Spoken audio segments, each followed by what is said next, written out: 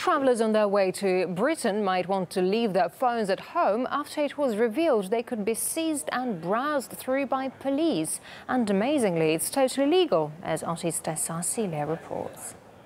Now, this is one of the most visited countries in the world, and right behind me, one of the busiest airports. But what many travelers may not know until they actually get to a UK airport or any other port of entry is the fact that police can actually use counter-terrorism laws to take mobile phones from anybody they want to and go through that private data, download and store them. Now, this kind of information would include call history, contacts, photos, whom the person may have been communicating with through text or emails, although not the actual content of the messages. Now, there doesn't even have to be any reasonable suspicion for a police officer to take a mobile phone and keep the information for quote-unquote as long as necessary.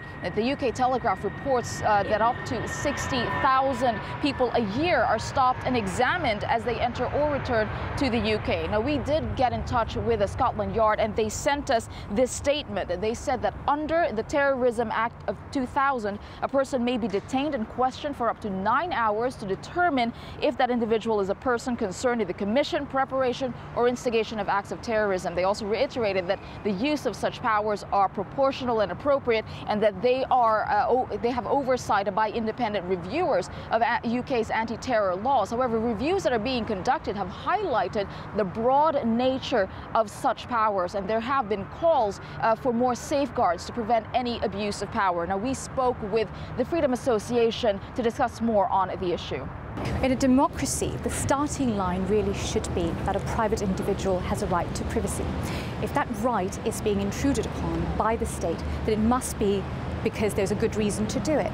So, is it proportional? Is it in public interest? Is it being done through proper parliamentary oversight? These questions have to be asked, and that right there is the line that we need to look out for. So just to say we're going to glean information for anybody and hold it for as long as the police deem necessary really isn't acceptable.